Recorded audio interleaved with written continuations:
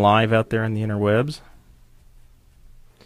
That's going to be the first portion, like it's like the first 3 minutes of every show. They just get the inside look here.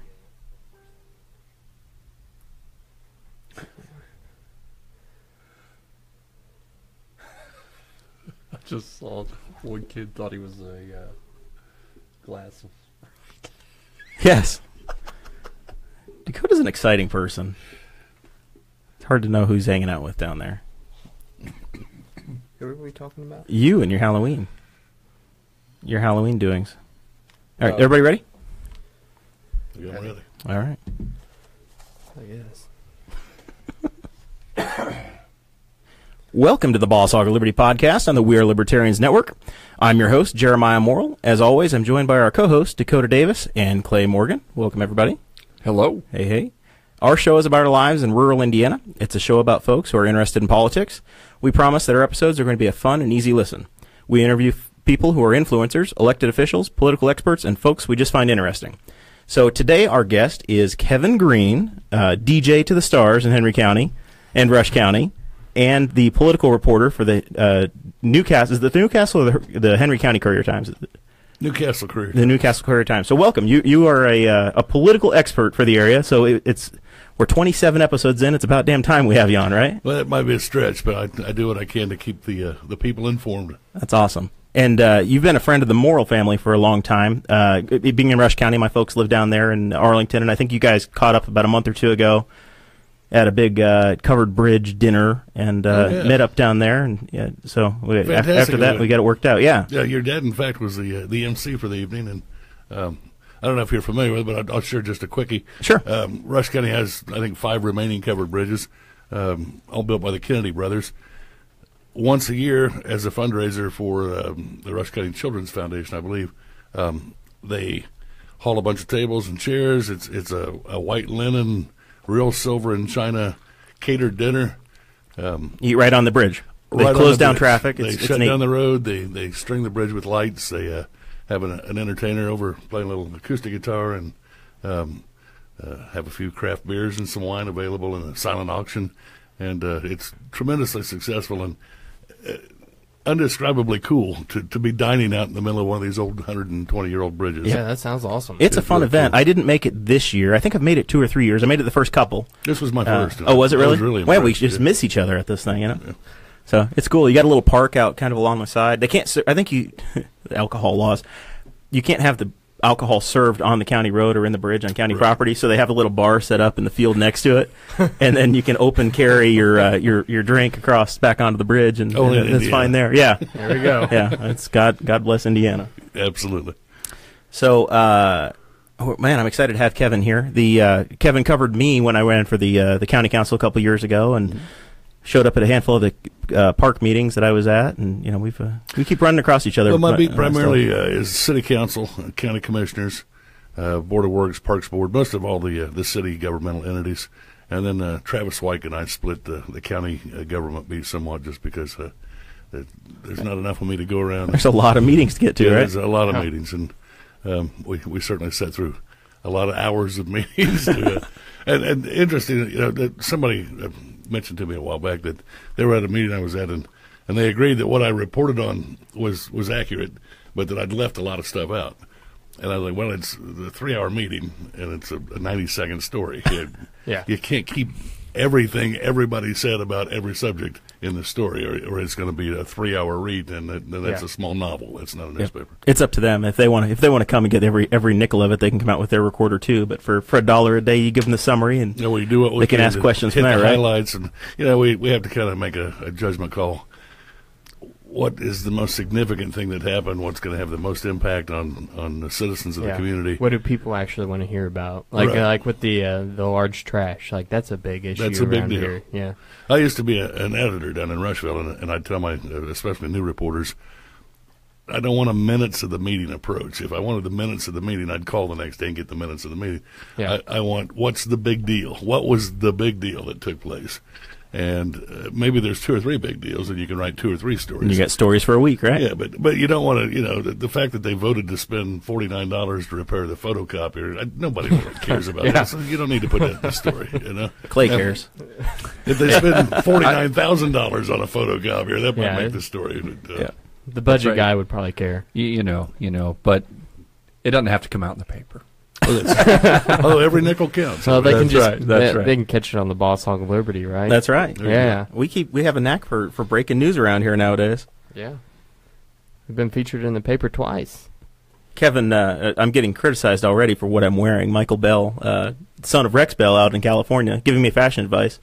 Says I should be wearing a V-neck shirt instead of my modest white shirt here. Well, you and Clay both in solids, and Dakota and I both in sort of a checks. a picnic blanket kind of check That's thing. right. So Yeah. it's nice to break it up a little bit. Yeah. It's like a pattern. We got alternating. I just feel like everybody wants to see my chest hair, and I don't know how to take this. It's weird. I don't know. Somehow I suspect that's not it. I feel like that's what Michael Bell is looking for, and I'm uncomfortable by it, Michael. So just write that one down. I know California's changed him a lot, but he's still Rex Bell's son, and we have modesty in this country. I've seen Jeremiah. Yeah. That is not for a modest location like this. No. That's poolside, Jer. Yeah. There you go. Man. So Dakota and I spent the weekend apart. We've, this show has also been chronicling the weekend happenings of my life and Dakota's life, and Clay never hangs out with us, so we never. You did one weekend. We very rarely get to hang out with Clay. Just He's a little bit. He's I'm off being father of 5. I'm the old guy with kids, and So Jeremiah's just an old guy, no kids. Oh my God. I'm the millennial. Picking on me. So the lovely Sarah Potter and I spent the weekend down in Starve Hollow. You ever been to Starve Hollow? I have not. It's a WPA project down by Seymour, the land of John Mellencamp. Right. And at the time I read up on it because when you get there and you have no internet and you don't have any TV, you have nothing to do but to read the brochure that they give you.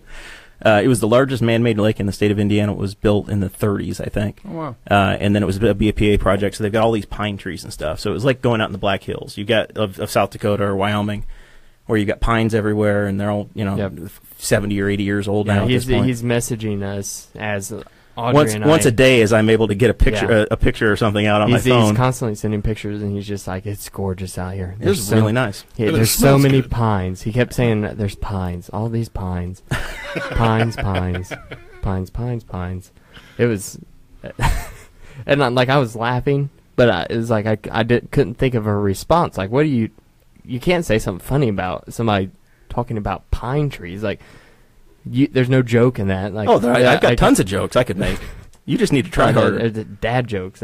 No, you come back with the pine. You remember that's the low-hanging fruit. I get accused of that all the time. My daughter's like, it's such a dad joke. Kevin, do you remember the Pine Sol lady? There used to be Pine Sol commercials and stuff. You could have had all kinds of jokes there. You're just not old enough to know what the jokes are. No, I know. That's the power of Pine Sol, baby. Exactly. So anyway, Valonia was cool, and I enjoyed it. I was glad I went down there, even though it was like the absolute abyss for having internet connection or anything else. Couldn't send a tweet to save my life. Very disconnected. And then you were on fire to buy a camper. And then all year I've wanted to get a camper, and my parents had one growing up. My grandparents had one, and I've got the boat. But at some point, I'm gonna have to bite the bullet and go buy myself a little travel trailer. I've got the Tahoe for it, so I need a camper. Because I am too old to sleep in a tent. I'm not really into the tents.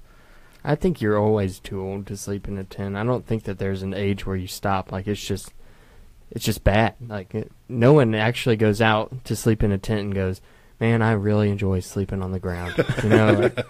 This is true. I bought mine. I think you're right. I bought my tent probably 3 years ago. It's been used 4 times. 3 times for the 4-H Junior League completion trip, and then Aaron Ewert used it last time. He slept in the car, and his kids slept in the tent. So I don't think anybody over the age of 18 has slept in my tent in the 3 years I've owned it. Wow. So that's what tents are for. All this right in time for the Weinstein allegations, or Weinstein. You're not very good with Jewish names, are you? I'm really not. But despite my Jewish heritage, I'm horrible with it. Davis is not a very Jewish name at all. Honest truth is, in Indiana, we don't have a lot of Jewish people, especially out here.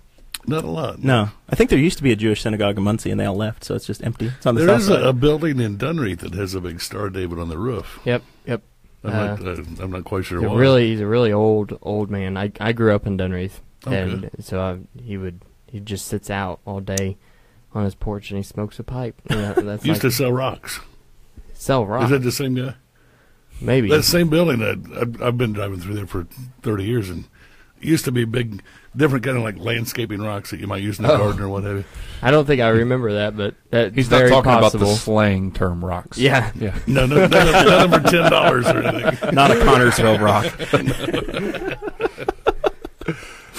Oh, It's a different drive into Dunreath now from what you had 10 years ago, because we used to have the flyover bridge, and you'd turn left, and you'd go Yep, on. and Now- that same guy had a sign out front that said "Overpass down." Right? Don't follow your GPS. GPS is wrong. I do know Yeah. that picture. I do remember that one. He had that out for a Absolutely. long time. It faded. So, yeah. I kind of miss not being able to just drive right on Yeah, through. you skip right on over. Yeah, because now, especially if you're turning left there at 40, heading towards Knightstown, sometimes you can wait a few minutes. Yeah. Oh yeah. We've been Pretty busy. oppressed. The state of Indiana should have spent that $8 million on that bridge. I would have had a bridge to sell rebar to, and we would have had, we would have saved 15 seconds a day. Our life would have been much better. Yeah, could have been so much better. Man, I'm going to blame Tom Saunders, really. And maybe, I don't know who the state senator would have been. Probably Bevgard and Tom Saunders. They're both on the hook for that one. So Dakota and I spent the weekend apart. You were down at your summer home, being Yep. In Brookville. the upper middle class man you are, with your travel trailer, your camper down that way. Yep. What you had a big annual No, tradition, right? that was the this past weekend was trick or treating, because You get that out of the way early. the campground closes, like closing weekend is Halloween weekend, so they always do it a couple weeks in advance, and They kick you out of your own home, well they shut the water and the electric off, so pretty much so you're done. you're done at that point. I mean, you can still stay there, and I think that the clubhouse still has water in it, so you can take a shower up there. Like, who wants to do that? Like, You got to it bring still a generator. has no electricity. Like, but I mean, I guess I thought I was roughing it without we could 4G. really, we could rough it whenever we go hunting in a couple weeks. Yeah, I mean, we're gonna be right there. Let's just stay the night, we could talk about it. and we would have Offline. the entire campground to ourselves, offline. Perhaps. I've got a battery, like a There we deep go. cycle marine battery. You're embarrassed of We could run lights. You're embarrassed of playing Minecraft with me. No, And now I'm you're not. embarrassed of going hunting. Is that what I'm getting? No, not that. Oh, that's It was not just you don't want me trying to. You've tried to plan we don't stuff with want. me. Yeah, we don't. Do you want that. Do you really want to go down that Never path? mind. Mm-mm. You're just gonna Absolutely ruin not. all of the patrons that are listening. It'll be an entire hour of Jeremiah planning out by the minute. Yeah. Okay. We should have the fourth one killed by 5 o'clock, and then we can go. Yeah. That almost sounds accurate. Like he's already planning it. There's no stopping. So you have in the show notes that you dressed up as a pint of beer. Yeah, we went to for Meijer. Halloween. We went to Meijer to pick up some groceries, and like we walked past the Halloween costume section, and I was gonna buy a T-shirt, like, because I didn't have a costume. I was just gonna buy a shirt that said "Trick or Drink," like funny, whatever. And, Really trying hard there, buddy. Yeah, and then I saw this costume, and it was a pint of beer, like a pint glass, like what I have here, and It's great for the podcast crowd. yeah, you put it on, and I was like, that is awesome. So I bought it. It was like $20. I'm like, doing it. It's good for years. Yep. So then I buy it, and we start handing out candy and everything, and it's a bunch of kids running up getting the candy, and this little kid jumps off the back of his parents' golf cart, and he's wearing a costume that is a slice of fried bacon. So it's just a slice of fried bacon. Sounds like Lady Gaga. Yeah. And I went, "Hey, Bacon Man," and he goes, "Sprite."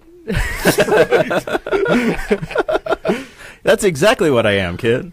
Yep, it was hilarious. I laughed so hard at that. Oh my gosh. Yeah, that was a trick or treating. Then we went up to the dance, and I had bought all kinds of drinks for the night. And I'd bought Aftershock, like like a cinnamon menthol whiskey. A menthol whiskey. It's like you first take a drink of it, and it tastes like Fireball. But then, and then it turned. But then the and then tasted like a bad aftertaste. cigarette. Well, then the aftertaste tastes like a mint. So that's why they call it aftershock. I think it's actually not a whiskey; it's more of a liqueur. But then I bought some stuff called 99 Bananas, and it's a banana liqueur that is 99 proof. Yikes! So we have that up there, and like I'm Dakota's trying kind to. of like the resident drinker. Yeah, he's been You know what I drinking mean? legally for 7 months or 10 months at this point. What? 10 months? Yeah, 10 months. That's some catching up to do. Yeah. I gotta start playing my cards early, so I know what I'm doing. That way you can wear your liver out by the time you're 34. Yeah, well, by that time they're gonna be growing them in labs. I can get one for probably $15 then. No big deal. Get one. It's shipped to you on Amazon and Yeah. put it in on the It weekend. just they come with a drone that like just sprays knockout gas in your face, cuts your back open, sticks it in. They send the old one back to be refurbished. So at your wedding reception Peak coming capitalism. You've given us some thought. No, he sounds like he's thought this through, doesn't he? up, are you Wow. going to have us some of this banana liqueur 99 at the wedding reception? Oh no, No, no. I mean if it because we're it's coming pretty up. much We like are. I'm only providing beer. I'm gonna get one keg, and there's gonna be several bottles of wine. Like everybody's centerpiece on the table is not gonna be flowers. It's gonna be a couple bottles of wine because it's more practical, right? Sure. That's the way we think, and so that's all that's gonna be. But if anybody else is like going there intently to party, then that is fine, and you can bring what you want. Kevin's gonna be playing good dancing music all night long. Absolutely. So it's bring your own hard liquor basically is what you're recommending. Yep. All right. Cool. Now I know that now. There you go. I can't wait. I'm going to bring you all the fruity stuff you want. The fruity stuff? Yeah. That We're gonna give banana you one a was hand of- like yeah. particularly horrible. It was disgusting. it tasted really bad. What do you think you were going to get? I don't know. I was kind of hoping it was going to taste like the bananas that you get in that fruit candy mix. You know what I'm talking about? Runts. Yeah, runts. Yeah, I thought that's what I was hoping it was going to taste like. It was nothing like that. You know Jason Thompson, who works with me. Yeah. He loves the artificial banana powder, like that. That you have in a milkshake, like a Dairy Queen milkshake or whatever. Really? It's disgusting. I couldn't do it. Jason He doesn't like the real. He doesn't Jason's like a strange eater. Like we all know that. Yeah. It's just an accepted fact at this point. Yeah. So all right. So let's get into this wedding reception a little bit here, Kevin. All right. What's the typical first dance, whatever, and all that. But when you actually get to open up the songbook and you're going to go and you're going to start to have some fun, what are we playing at a wedding reception?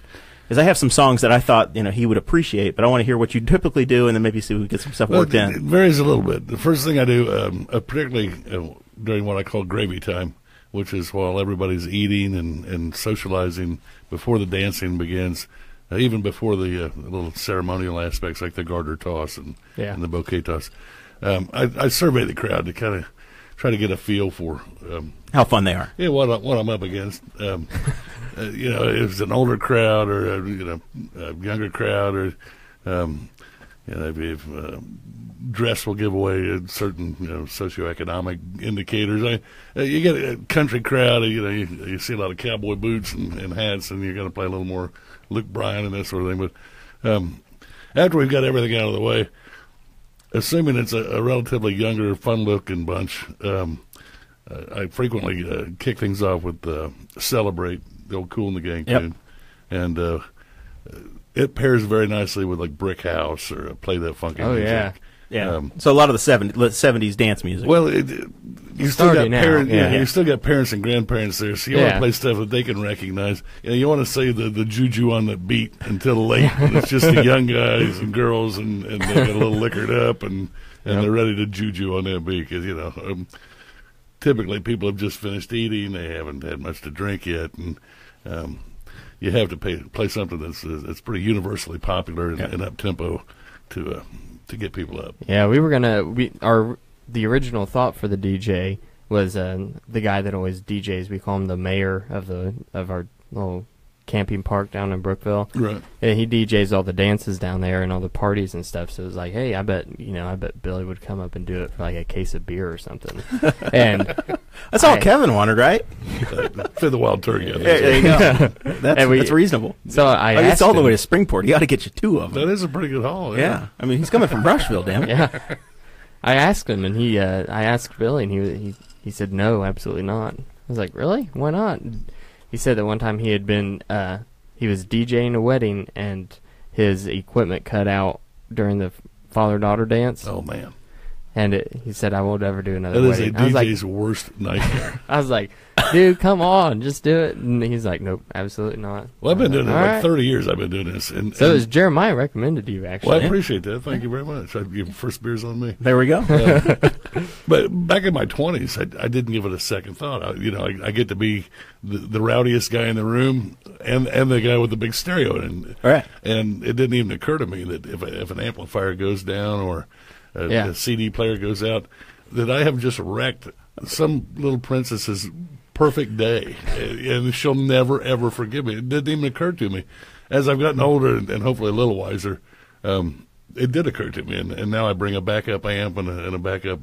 You've got options. Yeah, I make sure that everything's kind of duplicated, so that we don't go down for It's good. Insurance. Yeah, there we go. Is But I it, mean, you also kind of have to accept like that if an amp goes out or something, it's not your fault. It's not like Right. you just recklessly hit a button or something and now it's. Well, I now did a it's, show at Connersville one time, and about 4 hours into it, it was a good, fun-loving crowd, and we had lots of people dancing. Had a speaker go out, a crossover went out or something, and even though you turn it up, you still lost roughly 50% of your volume. And, Yep. Oh yeah. And people noticed, and they were like, "Hey, can't you turn that up?" And I was like, "Man, I just had a speaker go out, and I don't have any extra dorm fridge-sized speakers out the back of my truck. We're just going to have to make do, Yeah. And thankfully, we were already about, like I said, 4 hours in. They probably had about a good hour left in it anyway, so There you go. it didn't wreck the night, but I was glad they were understanding. It's like I mean- landing a plane on one airplane, or you got one engine that went Right, out on the right. jet. What's a really funny story? Like, what's something that's just something that happened, like, not necessarily to you, but that you observed at a wedding or something? I've seen some something. crazy stuff because Yeah, see, that's I've what I probably want to done, know of. Like, 300 or 400 wedding receptions over the years because I started doing this Wow. like when I was in college, and I didn't even realize that until about a year ago. Somebody asked me, "How many receptions do you think you've done?" And I got to thinking, I think, well, let's keep the math simple, Yeah. Say conservatively 10 a year because that's There's some guys in Rushville, you've probably done 4 or 5 of their weddings. Well, I've done multiple generations. Yeah. I did a wedding last summer, and a gal walked up to me, and I recognized her, and I had done her wedding 25 years ago or whatever. And she goes, that's my daughter that got married. And I was like, no way. And she's like, hey, you're a second-generation DJ. And I think that's the first time that's happened. But I also do a lot of dances at the Boys and Girls Club and at the elementary level. And I've been doing those long enough that I can't tell you how many times, especially the bride comes up. She's like, "Oh my God, you used to DJ the Boys and Girls Club dances, and I knew back then that you were going to be my DJ when I got married." And that's very flattering. I mean, that really is That's very awesome. flattering. But as far as crazy things, barn weddings have become all the rage here the last summer or two, and just 2 or 3 weekends ago, let's say within the past couple months, because I don't want to narrow it down too much. I arrived to set up, and they've got me in this little space that's about 2 phone booth size. You remember phone booths. They're not very big. It's like a very small stand-up shower. And there's like 2, about that much space. And it's on this little platform that can't be more than about 18 inches oh my gosh. off the floor. And it's a built-in feature of the barn, like maybe where you'd throw a bale of hay or something to cut it open or something. And like, will this be big enough for you? I was like, where am I going to sit? It's like my gear's on the floor almost, I'm like, where am I going to sit? It's like, well, right back there. And I'm like, well, if I'm sitting in a chair, it's going to be like I'm tying my shoes all night. So they brought me a pillow, and I sat on the floor, basically the floor of this barn. You sat on the floor on a And pillow. all night long. I kept thinking, this is like scenes from a Japanese restaurant that you see in movies where they're all sitting take at your shoes off, those yeah. little tiny tables, and so that was kind of kooky. You're staring up at all of the people dancing. And then 4 or 5 years back, I did a show down in Napoleon, Indiana, down southern Decatur County. I've been to Napoleon. They've got the damn theater there, don't they? I believe that is correct. Yeah. But this was more of your, let's just say, Leonard Skinner, Hank Williams Jr. kind of crowd. Mm-hmm. A lot of good old rock and Southern rebel types. And It went fairly well. They frowned on any kind of dance music, anything with a kind of an urban flair. It was all about Southern rock. Did they have on white hoods? Well, no, not quite that far. Not that Southern. But not quite that far. But Stars and Bars. A Stars and Bars crowd. But the show went fairly well. I mean, they danced to the rock stuff. And some crowds won't dance to rock and roll. They want to dance stuff. But it went fairly well. And I thanked them all. And it takes me about a half an hour to disconnect everything and wrap up cables and pack everything away and get it ready to move out to my truck. And the bride came rushing in through the door. The place had fairly well cleared out. And she's in tears. She's, oh, my God, you're not going out there, are you? And I was like, well, I was going to. I need to load my gear up. And she, they're all fighting out there. I wouldn't go out there if I was you. It's going to be trouble. And I'm like, well, I'm a pretty good-sized fella, and I haven't had a drop to drink. They were all imbibing generously. I said, for their sake, it's probably a good idea if they just give me a clear path and let me load my truck. And I walked out, and it was like something from a bad movie. Out in this gravel parking lot, there must have been 20 people involved in a big melee. I mean, oh my gosh. There were punches being thrown and people getting yanked around by their jackets, and I'd never seen anything quite like it in my life. And I just loaded my truck as quickly as I could as they continued their little battle royale.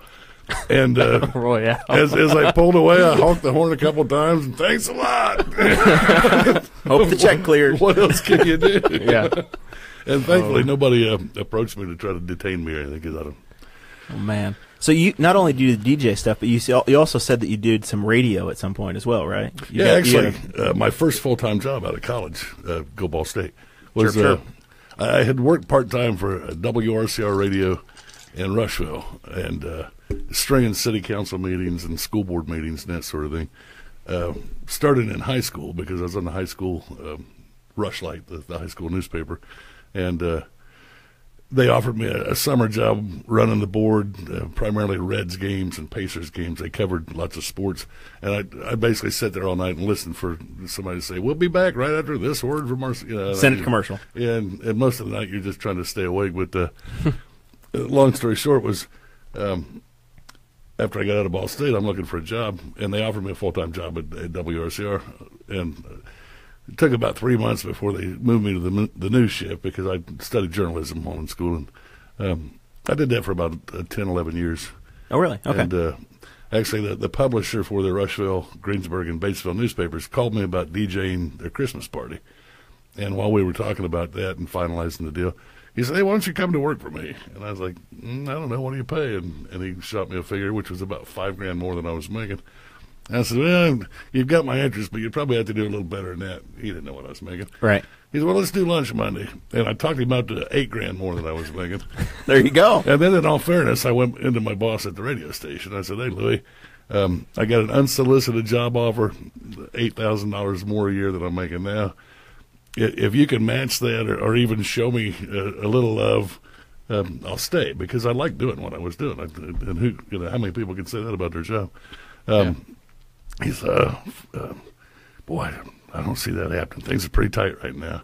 He said, I could probably go maybe 1,000. I said, on the year? Don't knock yourself out. He said, no, that's probably the best I could do. And I said, well, I'm going to have to take the job. And he said, I don't blame you, good luck to you. And I ran into him about 3 months later. This was almost a little heartbreaking, actually, because I'd been there for 10 or 11 years at that point. Yeah. And I ran into him downtown Rushville. Not a very small area. You run into everybody. 6,000 people in the town, yeah. But I said, hey, Louie, how you doing? He goes, oh, I'm good. How are you? And I said, I'm fine. He said, how's the radio biz? He goes, yeah, nothing changes but the voices. That's like, yeah, that's sad but true. That's it's kind of ominous. Thanks for saying we miss you. That was well, we've replaced you, Mr. Cog in the wheel. You're right. I'm not sure I've heard something more tongue-in-cheek in my life than that. That was... I was like, yeah. And he could have been more serious because he'd been at it for his entire life. I mean, he was probably pushing 70 at that point and had been in the business 50 or 60 years, it seemed like, and nothing changes but the voice. FM was the big deal for him. Oh, yeah. Yeah, getting FM. Yeah. We're in stereo. That's an interesting job. I went down to the Moscow, Indiana, down in southwestern Rush County. Home of one of those 5 covered bridges. Actually, I believe it's a double arch bridge that I believe is the longest covered bridge in the state. Yep. And like the third longest in the country, if I'm not mistaken, and I might be, but it's a big long bridge. Yeah. That one was destroyed in like 07, 08, somewhere in there, and then we had a rebuilt. tornado completely knocked it down, and Mitch Daniels it's been came rebuilt down now, though. Yeah, Yeah, they it's there again. rebuilt it, and I believe a great it was bridge. rebuilt with private funds, with donations, and Yeah, I think so. Wow. And they tried to bring back like the same. Obviously, the Kennedy Gonna brothers bring went it- around, but Gonna bring similar. a tear to my eye. Yeah, Most libertarian thing I've ever heard. well, about 70% Who will build of the it was using the original lumber and timbers and Yeah. arches, because they were able to pull all those. It basically just lifted it up off its pillars and dropped it in the river about 60 feet below, and they were able to salvage a bunch of it. But they had a festival every year for about 15 years. And it invariably was on the hottest, most humid weekend of the summer. Of course. So wait- Why would it be any other? that's the way day? almost every Indiana festival Yeah. feels, right? Well, they sent me down to do a remote broadcast for like a 4-hour stretch one Saturday afternoon. And one of the things I had to do was a chicken pull, which is just like a tractor pull, except little bitty sleds. And they hook them up to chickens. And I'm doing my best to do this as legitimately as I can, you know. And one of the chickens... Oh my God, you're choking the chicken. One of the chickens took about 3 or 4 steps and fell over sideways. I don't know if it was dead or if it just fainted. But I said, there you have it, folks. So hot in Moscow, even the chickens are too pooped to party. Oh man. So listening, I just got a text. Listening down in Rush County right now is the Weston County, Wyoming FFA. They're at my parents' house. My one of my cousins, her daughter is with them, and the FFA state convention is going on. So I just got the text to give them a shout out. Salute. So just salute to the Weston County, Newcastle, Wyoming FFA. I was in Hanging I was in out down there. FFA when I was in high school. Were you? You were Yeah, I was. Dan Webb's I kid. was one of Dan Webb's. Yep. There you go. I went to state for soil judging. Very nice. How'd you do? I didn't Did you do lose to a any- Shenandoah kid? No, I didn't do any good. I don't think that my name was even mentioned at state. Man, Yeah. we are big in the Soil and Water Conservation Office around here. By the Really? way, Kelly Riggs, big fan. Is that There we right? go. Yeah, She's nice people. Well, there's a shout out. yeah. See, we take care of our A people. libertarian podcast We- giving a shout out to the government. That That doesn't happen very often. we are the #1 tractor podcast in all of Indiana. We really There's are. no doubt about it. Thanks to Cade Coger for sure. Cade Koger, Josh Norris, yeah. L&K Produce. Matt Chapman's in his tractor listening right now somewhere. Yep. You know, I Friday or Saturday. It's uh, harvest time, man. I'm scared to death. Our ratings are going to go to nothing, Kevin, when they get all the crops out. Oh, yeah. Nobody's mowing their grass and nobody's taking down beans. We're going to be down to We nothing. may be Yeah, done. you would be It may- scared of that. It may be over. This I'm may not all scared come of that. crashing down. We're going to be stronger than ever. Cade's going to be playing this over the speakers in his little meat shop there at L&K, since they're going to be open all year this year. He's just going to have it blaring all day long on a loop. There we go. Our voices. In the meat shop. Which means it's very important to periodically go, this is the Boss Hog of Liberty with Jeremiah Morrell and Dakota Davis is what you're listening to. I mean, There you you got go. to keep And those who plugs else? in. So, And who else? Well, You're co-host. Go ahead. I mean- Continue the plug, sir. I'm kind of the third wheel here, you know. I'm that little wheel on the back end that kind of keeps it balanced, you know. Clay keeps me from making a total and complete fool of myself. We have an elected official on the show, and we have to keep his reputation somewhat alive. Absolutely. Yeah. The best we can. So you got out of that and you got into the newspaper business, Right. and you kind of touched on it a little bit. You work. See, Travis Wyke is very nervous about working for a major paper. So it's Tanner Perdew was here early on, Mhm. and he introduced the brisket. He worked for Cricket Wireless, but we can say that now because he doesn't work there anymore. I see. They've mutually parted They've ways. parted ways, yes. So, but we called it Brisket Wireless. Right. So now the equate version of anything is the Brisket Gazette. So Travis is more comfortable with that instead of working for the the proper noun of the paper that I am a happy subscriber to. By the way, Well, I love receiving. I am as well. Thank Yes. you very much. I appreciate it. It's a little like job security for me. Yeah. There's Absolutely. one guy in here Today's who's headline not. was a little questionable. We talked about that because it felt like the CNN thing was a little bit of fake news, but it said staff report, so I know you weren't directly associated with it. No, actually, I had nothing to do with that. I will say, though, I've been working here in Henry County for about it'll be 4 years in May. Oh, that quick already? I cannot believe how frequently I hear the name Catherine Winters. I don't know that a day has gone by that I haven't heard the name Catherine Winters. In a case that's, 110 years Yeah. old or something? It It's really because is phenomenal. I think the former editor of your paper cared a lot, Right. and I think Eldon, who writes for the Middletown paper, Eldon Right. Pitts, he's on it all the time, and they're writing. There's books being written about Catherine Winters, Doing a and movie, there's a and- movie that they're doing. If you're not familiar with the story, you can Google it or look it up. But it's this girl, 9 or 10 years old. It's it's headline in the paper today. But this little girl was abducted, or something happened to her, and nobody really knows. She was disappeared. The legend is that some gypsies took her or something. So it's even memorialized on the courthouse wall there on the main floor. Is it? Yeah, it's that little collage, a mural that I think some junior high kids or 6th graders painted years back. I've taken the time to actually study that. Yeah. So That's almost kind of equating to the mural and the Wamapoke Indians on Parks and Recreation. Yeah. Something horrific happens in our town, so then we paint a mural. We put up a mural at the courthouse. I love that show, by the way. Ron Swanson's my hero. It's the he's right on the wall. Yeah, there's so much of this show that feels like Parks and Recreation. Right. We have Cancel and Jam down here at the end. You just got jammed. You just got jammed.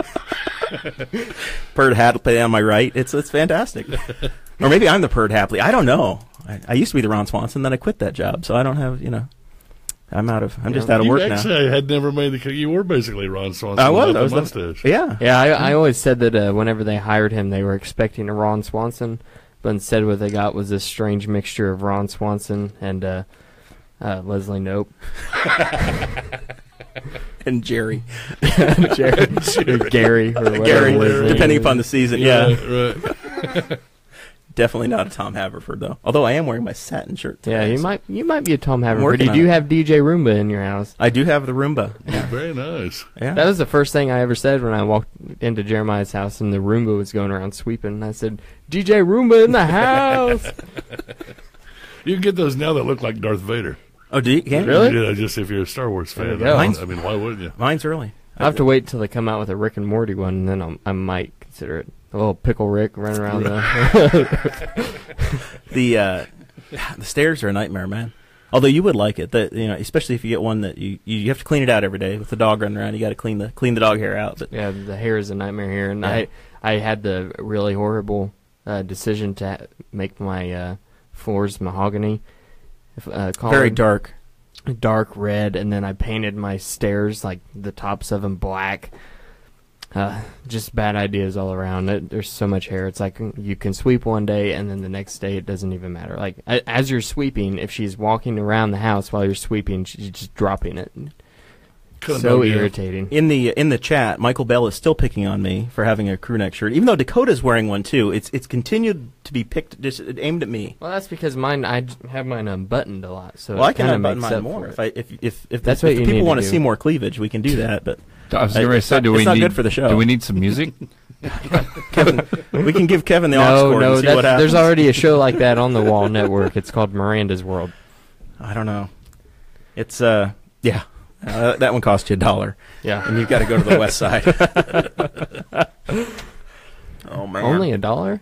Well, I mean, there's probably a cover Miranda charge. looks classier than that. Well, I mean, you better tip somehow. That's all I'm saying. So I'm told. So Kevin, let's get back to your DJ career. Okay. Or your music Quickly. Please. Clay's uncomfortable. He's a minister, for God's sake. What is your go-to music? Is it the country rock? Is it the new stuff? What are you listening to? Well, I'm an old '80s guy. I grew up in the late '70s, early '80s, so I'm a big fan of a lot of that southern rock that I mentioned earlier. But I'm also sick to death of hearing a lot of it. I mean, how many times can you hear Freebird before you just want to jump off a bridge or something? You're as tired of playing it as they are. No disrespect to Freebird fans, please. But I'm a few years back, somebody turned me on to a band called the Steel Drivers, which at the time Rushville. Chris Stapleton was. They played. Yeah, they played the Rushville. amphitheater down there. Yeah. It's a bluegrass inspired. It's not traditional bluegrass. A friend of mine who is in a traditional bluegrass band calls it crabgrass. Crabgrass. Because it's not the traditional. Remember those dad jokes that we were talking about earlier? Right. I call it newgrass because it's not bluegrass, but it's string band music. Yeah. A lot of kind of non-mainstream stuff. The Drive-By Truckers is something I've been listening to a lot here lately. As far as DJing, I stay busy enough that what I do is I set a tablet out and I have people write down their request.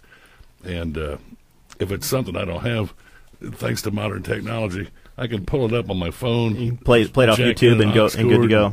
Or just go to iTunes and download it. Yep. And then I've got it as part of my permanent library. Because back in the old days, you didn't really know what people wanted to hear. And you go to a Danner's. You remember Danner's? I have no idea what you're talking about. No idea. You remember Danner's? Man, I am old. I'm not from here originally. Well, it was a family-owned, sort of a Walmart or a Big okay. Lots, but it was a family-owned, kind of a regional Kind of store. like Walsworth and Woolsworth. yeah, Woolsworth and Oh Brother Where Art Thou? Yeah. Although that was And a national stay chain out at of the time. Walsworth. But you go in and they'd have a display of like the top 45s, this week's top 40. Right. And I'd go back far enough that I was actually 2 turntables and a microphone when I got started. You'd recognize some of them living here in Indiana you'd never even heard of yet. I Yeah. mean, they were hits. They're not on the radio because Right. they were played in L.A. or New York or Exactly, Memphis or something. Exactly. And I'd end up buying 8 or 10 records in an effort to stay current. And then I'd only get asked to play 3 or 4 of them. And the rest would just collect dust because they never did quite catch on around here for one reason or another. Even though they Do you were still big have hits. them? Still have All my old vinyl. I had about 5 Peaches record crates, these big album devices, and I sold them all to a pawn shop for 10 cents a piece. So if you see an old vinyl album, somewhere on the jacket cover it will say "Stolen from Kevin Green," because that's what I used to write on all of them. I figured if anybody had it but me, they stole They've it. stolen it from you. Right. They're everywhere. There's a ton of them out there somewhere. I love that. That's hilarious. Stolen from Kevin Green. Check the Rushville Goodwill about once a week and see what you can find. It was actually it was called Beaver's Pawn Shop down in Rushville, and Beaver's Pawn Shop. Beaver. Hey, welcome to Beaver's Pawn Shop. He had a cat that ran around in there. And he never had a sweeper. It was kind of. It had that Beaver's Pawn Shop smell. Yeah, not exactly Pawn Stars. No, it wasn't. It wasn't by a long shot. But I'm happy that the technology has allowed me to narrow my focus and save me a lot of money. Absolutely. Yeah. As you mentioned, if I'm on the spot and it's a song, somebody asks me for a song that I really don't think I want to spend $1.24 on, I will go to YouTube and just Yeah. Now Audrey and I don't disagree on a lot of things. Like, we have very similar opinions in just about everything, except for music. Like, we have vastly different tastes in music. Because I listen to classic rock a lot. I'm into metal music, just alternative things, Irish, whatever. She is more into modern, like whatever they play on 99.5. right. You know, like More your booty shake pop stuff. yeah, Right. not me. No, I'm not that guy. I'll dance to it after I've had a few beers Right. because it's fun.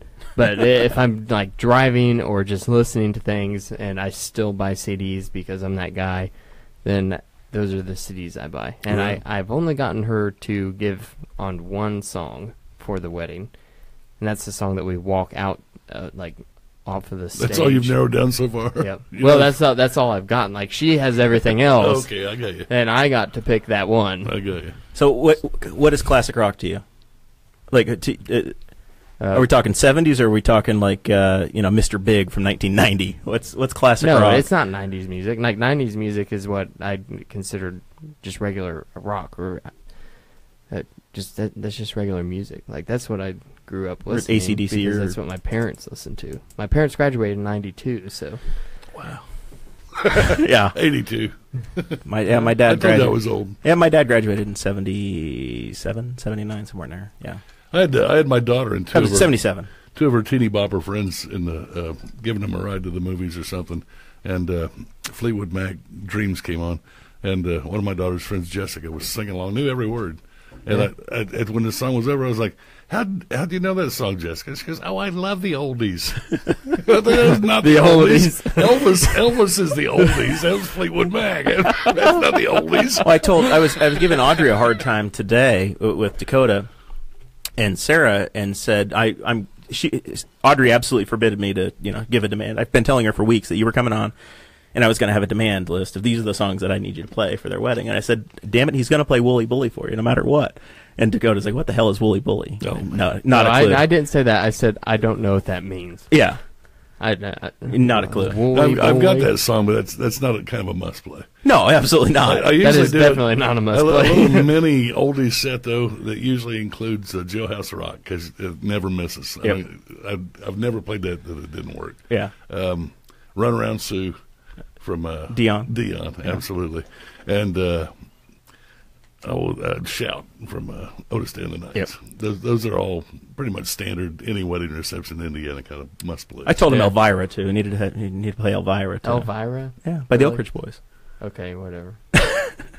Just not Wooly Bully. Like, It's forbidden. strike that off your list All right, now. I'll put that on the do not play. Yeah. Oh, we'll have a good time. Yeah. I'm looking forward to it. Thinking that I thought 90s rock was classic rock.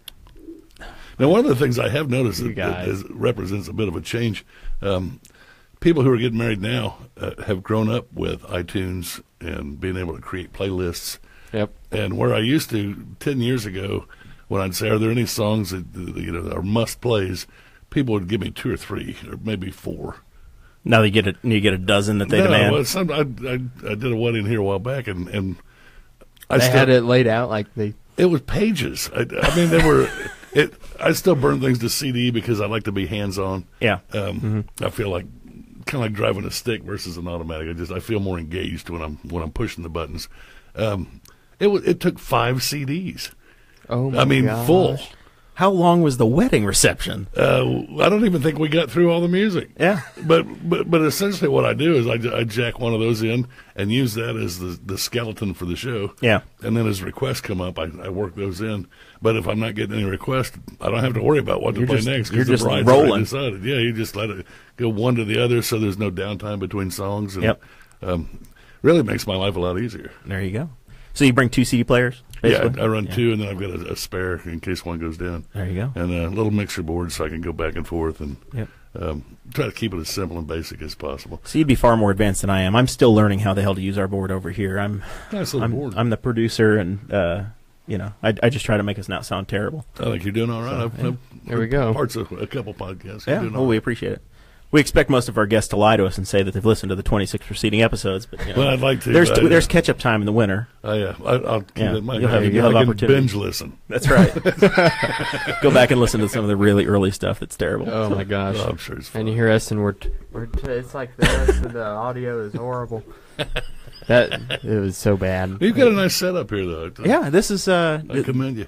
I don't know how in the hell it happened, but one day Dakota's like, "Yo, we're moving," and Yeah, it was after we went up to the We Are Libertarians studio, and we were guests on their show, and he had a nice setup, and it was all on Facebook Live and everything. And I'm like, you know what? If we want to get to the place that I want to be, like my goal, then we need to upgrade. Right. So we started the GoFundMe campaign and everything, and I think that for the studio, we probably only paid half of it out of pocket. yeah, we got a lot of help. Nice. Incredible, it's amazing how much people actually help us with this thing because Yeah. they like It listening, is. and it's there's not many formats that you get where you get somebody's attention for an hour and a half, or whatever it is. Right. But a podcast you do, and Right. they get to know you, and you get to, to do obviously kinda you what get the you wanna relationships do. with your fans too, or your listeners, or whatever. Yeah, The Boss Hog I addicts. I feel like I know Cade Coger. Like I feel like I've known him for a while, but in reality, I've never met the dude in my life. Right. Like it's strange, and I think that's a really interesting point to make about the 21st century and where we're at as a society. Like I feel like Cade Coger is one of my friends, Right. and I've never met the dude. It is amazing the way those things. My high school, he's older now, but when my boy was in high school, he's dating a girl from Strawn, and then he's dating a girl from Brownsburg, and then he's dating a girl from Muncie, and he doesn't have a car and he doesn't have a job. And I'm like, how do you meet these girls to date them to begin with? And he's like, Facebook.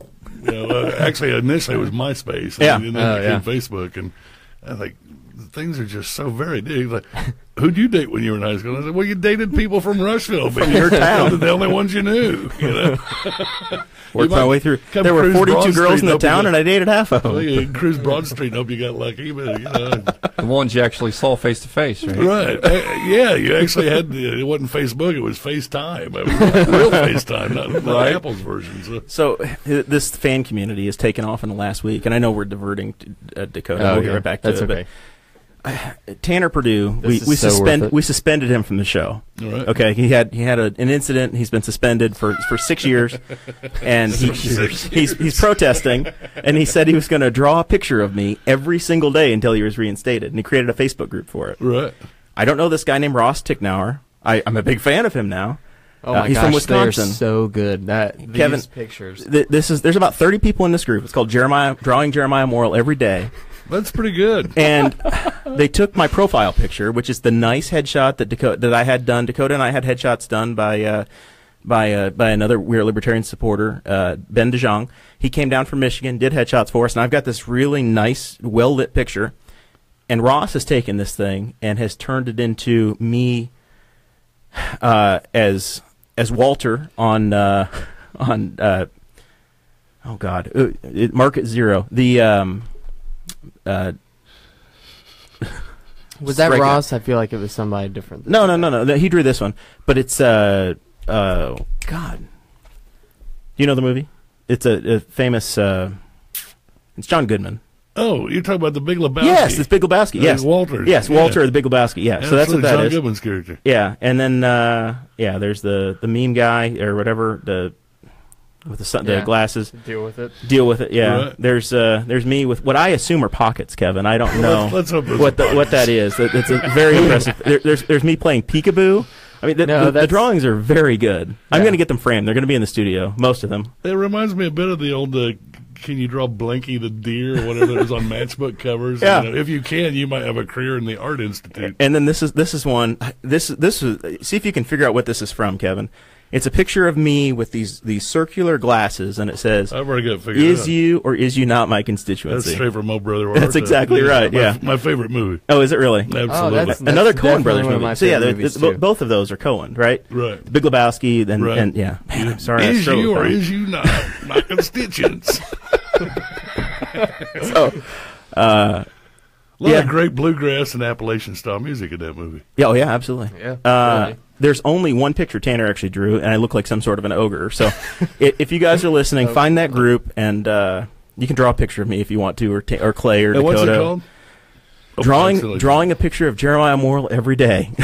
And I'm going to look it up. Drawing Jeremiah Morrell every day until he lifts my BHOL suspension. There are 26 members. That's very nice. So I'm not much of an artist, but I think There I'll have give been it a shot. there have been people that have like actually requested to join this group, and to me that is the funniest thing that could have happened.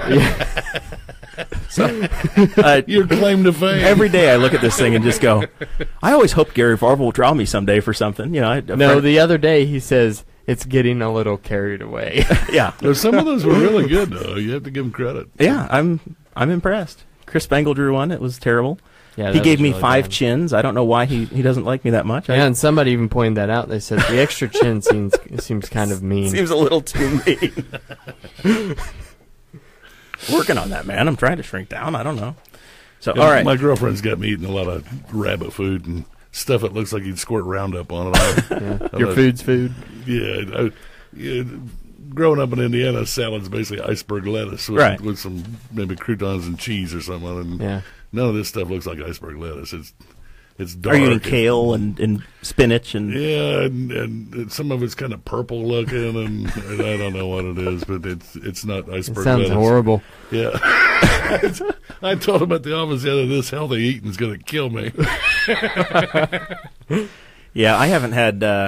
Sarah and I changed it up to the South Beach thing at the end of August, I guess. So I haven't had a donut or a piece of bread or sugar or a potato since Is like that one 1st of of the low-carb September. things? Yeah, Right. yeah. Still So- doing it. Oh yeah, I'm wearing shirts. This shirt Are you here still I've doing had for about keto? 5 years. No. Yeah. Yeah, Me this is either. just me now, Clay. Wow. This is it. So I'm still drinking the vodka and club soda with lime. Still on it. I still I'm I stubborn. have like 2 liters of club soda and a bunch of vodka, which I don't drink either of those. He's just got it partitioned off for me. Well, All right. Dave, I'm actually getting water. I don't There know you what I go. was thinking. Oh, yeah, you're Well, welcome. I've got to drive back to Rushville. I sent you Yeah. that picture. I mean, I got some Milwaukee's Best down there. I got a Little King's, a Mickey's Fine Malt Liquor. Since we've added the cameras, everybody's nervous about drinking on camera. They're like, they're That just wouldn't bother me. some guests have been nervous about the few. the appearances. More Dakota's so the drinking elected a craft officials. beer of some kind. Yeah, Dakota, you got was it 3 Floyds or something, Dakota? No, I can tell by tonight the color. I'm drinking Flying Monkeys Smash Bomb Atomic IPA. Right on. It says, man-made, madness crafted, barely under control. It's actually really good on the international bitterness units. The scale. IBUs. Yeah, it's a 72. It's quite bitter, but I really like IPAs. And You're the I'm one. more of a porter and dark brown. Yeah, ale porters kinda and guy, stouts and stuff. That was when I was on that game. That was my thing too. Right. I did get him to do an Irish car bomb. I did. Yeah, He I cheated. did cheat I cheated a once. week and a half ago and had a Guinness. And then he woke up the next day with a splitting headache. That's There were a an lot of extra reasons why I stout. had it. The Guinness is an extra stout. Yes. I just ran across some the other day that's a export stout. The Guinness export stout, not nearly as Milky or oily, motor oil like. I mean, it's not near as thick and Doesn't have chewy. the fish parts in it like the regular Guinness does. It's kind of a stout light. Okay, it's like a black and tan. The Yingling, if you haven't had that yet, Yeah, now that we got that's pretty Yingling good. here, they're black and tan. I'm a big fan of that. Yeah, I like the black and tan. But since I've started drinking, like, I've been drinking a lot of the Bell's Two Hearted, like the sign Right. over there, and then these. This is I think the third 6-pack of this that I bought. So we went down to Brookville, and I'm trying to clean out the refrigerator, and I Right. had a bunch of Milwaukee's Best lager in there, Right. and I had like 15 of them, and I'm like, oh my gosh. And so I just cracked one open, and I'm like, that was absolutely disgusting. That was the grossest thing. I'd rather have water. Yeah, so bad. And I'm like, okay, well, I'm just going to keep these in the beer fridge downstairs and And offer hope them to to give them away. everybody that comes on the podcast. There you go. Kevin, do you want some of his bad beer that he doesn't Well, like? he offered me one earlier. I was like, nah, I'd just drink water. I feel the same way, though, about Coors Light and Bud Light. Oh, Yeah. yeah. I know. 4 or 5 years ago, a few friends of mine, I went to the Indiana Brewers Guild Winterfest up at the State Fair, and there were like 63 breweries represented, and they all had at least 2, and some of them had as many as 8 or 10 beers. And they give you this little 5-ounce mug to sample beers Yeah. with. And you think when you first get there, it's like, what am I going to do with that? But then you think there's 63 breweries here. They've all got 4 or 5 beers each. And Yeah. by the time you make your rounds, it's probably a good thing that it's not any bigger. But, Yeah. but That sounds like a lot of that fun. was the really. beginning of my beer snobbery. Yeah. And we didn't know, but people that go those wear these big like pretzel necklaces. They take a string and Yeah. so that you get something to cleanse the palate a little Yeah. bit. And now we're old pros. Yeah, one of now. We my do one of these my things all the time. coworkers actually won. He's a brewer himself, like Yeah. at his home, and they had this was, I think, the 3rd year that they had a contest for home brewers at the Indiana State Fair, Right. and he entered 3 of his beers, and one got first place. His IPA got first place. Nice. He had a wheat ale, or a pale ale or something that got a 2nd place prize, then a 5th place prize. It'd be Indiana agriculture, wouldn't it? Yeah. I mean, Well, they're using a lot of crazy horse hops over here. yeah, in right, Youngstown. down here in Henry absolutely. County. Right. Sun King's using a lot of those. In fact, I think they told I talked to the young Hammer fellow who Ryan Hammer, yeah. Right. One day, he's on my list. He's on the hit list at some point. We're going to try to get him Well, on here. he mentioned when he first got started, he approached Sun King to see if they were interested, and Sun King told him, "We'll buy all the local hops that you can get us." Whatever you can get us. Right. So it's any other. I think they do a hop wet and sticky that you can only buy at Sun King Brewery there at 10th and College. It's made with fresh, wet hops. They don't dry them and pelletize them or anything first. Wow. And you want to talk about a citrusy, that kind of The citrusy, hoppy, right, real hoppy that flavor. you get with those IPAs. Yeah, see, I love that. That sounds right up my alley. There you go. Maybe we have to go this weekend. Yeah, maybe we should. We don't have And Sunday. if you plans. don't mind, I'll share just a little nugget of You beer, go for it. beer information. I didn't know this and found it kind of interesting. Back in the old days when Great Britain had empires throughout the planet, it was a long trip around the Horn of Africa from England back around to India, where India, Britain had an empire, And the beer would go skunk. This is why you have an IPA. India Pale Ale. Right. It was made stronger with a higher alcohol content and more hops because they found out that there's something astringent in those hops that keeps the beer from getting skunky. Yep. Really? And that's the history of India Pale Ale. Yep. It was to export See, over I never there. knew that. Right. Yeah. Yep. Well, but now we have skunky beers Right. on purpose. You know, like the And Heineken, this Stella's. is skunk that was not desirable. Some of these IPAs today have kind of a skunky taste. Well, even a Heineken to a certain extent has just a little bit of a kind I of think skunky thing. like the Heineken Lights have super skunky taste to I them. agree. Absolutely. I do not enjoy. I'm not a big fan either, but Yeah. I don't know. Whatever. When I bought the, I did this South Beach thing about 2010, 2011, somewhere in there, and I wasn't a beer snob yet, so I was, just drinking whatever, Budweiser, Right. whatever it was. So Bud Select 55 came out, and I could drink that. Right. And I bought a 24-pack of that, and I still have 24 of them because I can't get myself to open it up and drink one of them again. Like the hell with it. I'm just drinking vodka, and I'll Is be it okay. really beer if it's only got 55 calories? I don't think so. Yeah, I don't know. It's just Well, the way they do this. I've got add 'em. more water. right. They just cut it. I think it's beer. it's probably wine less than a because 3.2 it's beer even. Beer and water.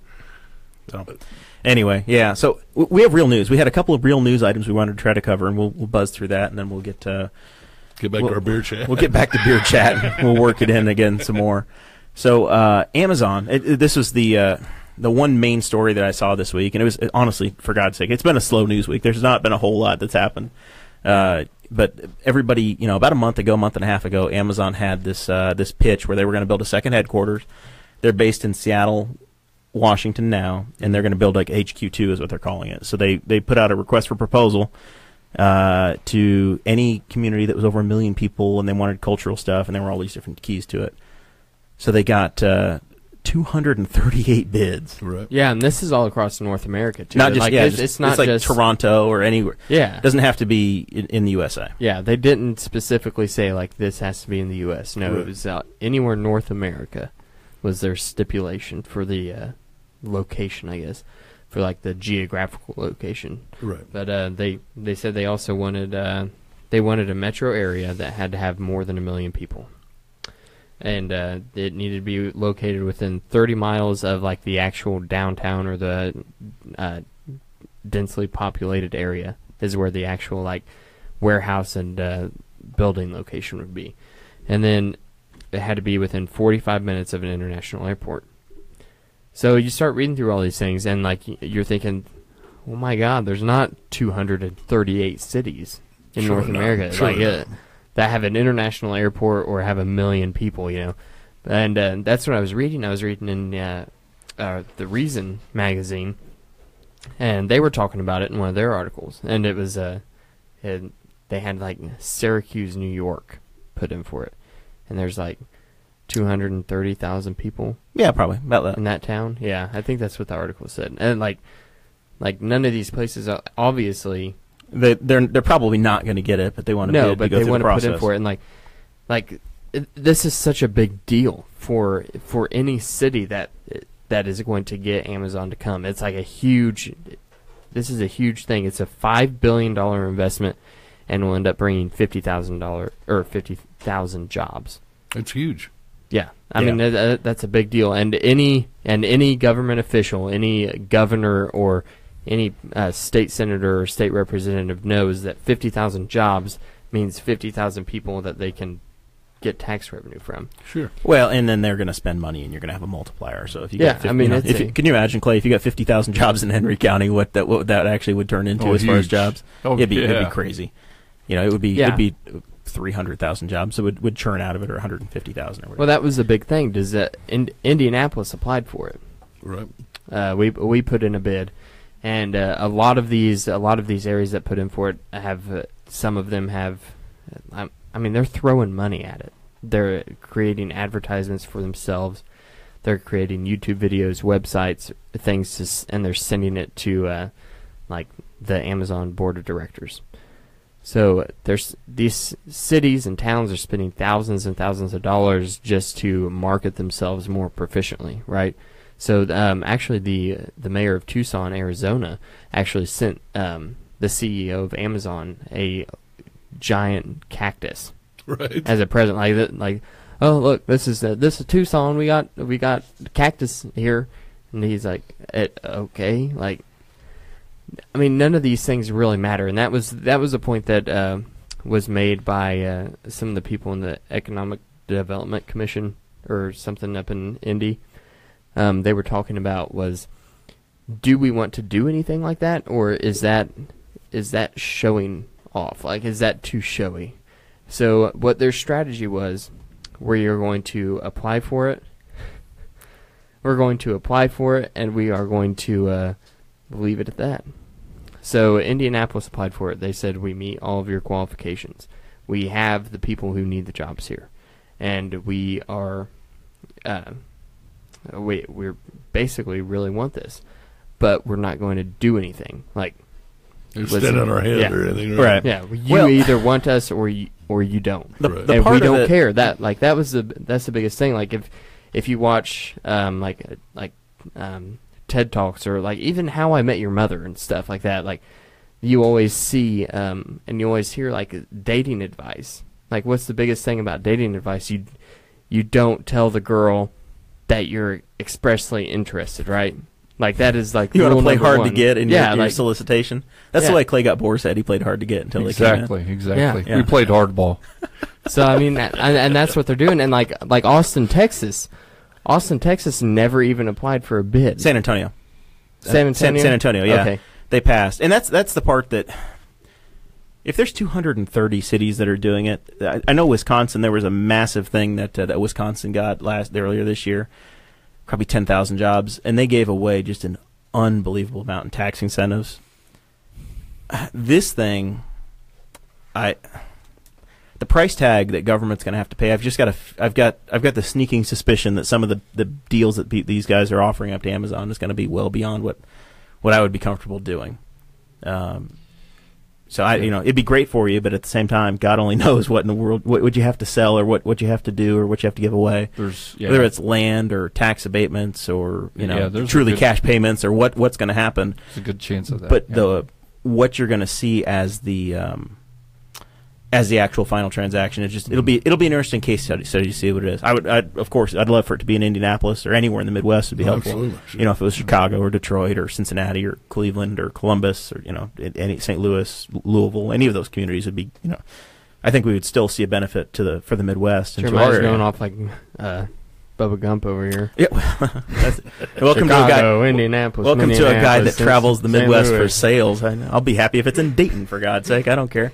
Dayton, Toledo, Sydney, any of the cities. There you go. So anyway, yeah, but I just thought it was interesting, all the money that some of these other cities were throwing into this.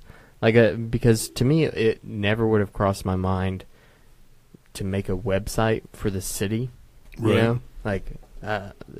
I wouldn't have ever thought about that. Make and a that was website for your bid. Yeah, and that was one of the things that was brought up, what you were saying in the Indianapolis Star, because that's where I got a lot of this info from, was from the Indy Star, and they were talking, there's 238 cities.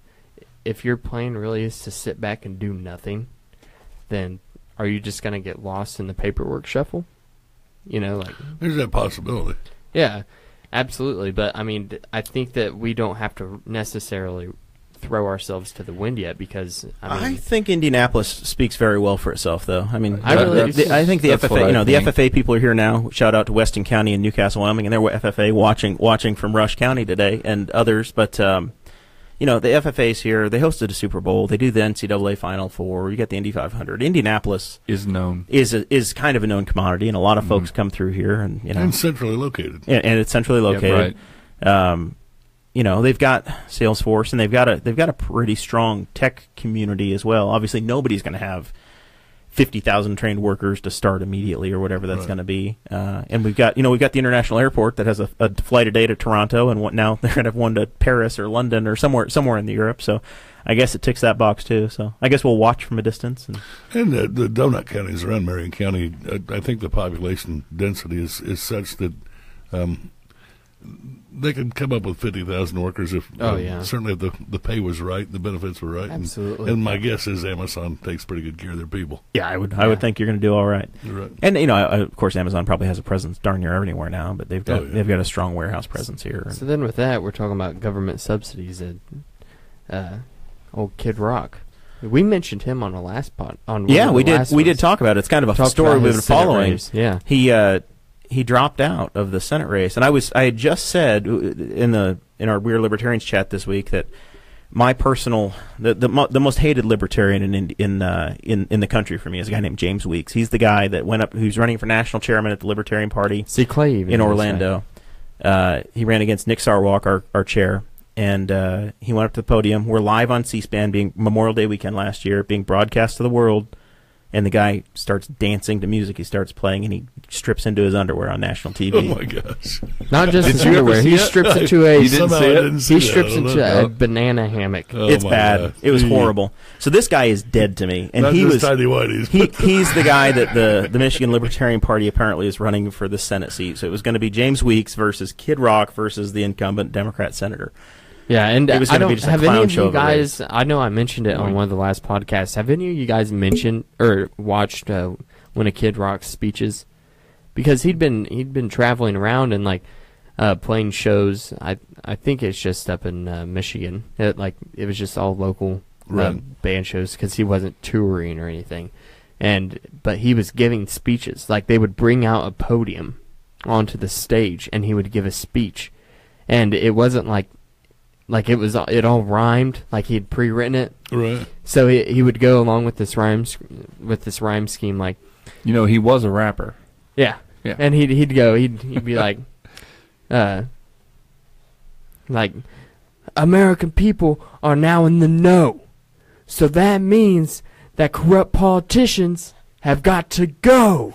And then the band behind him would go, down.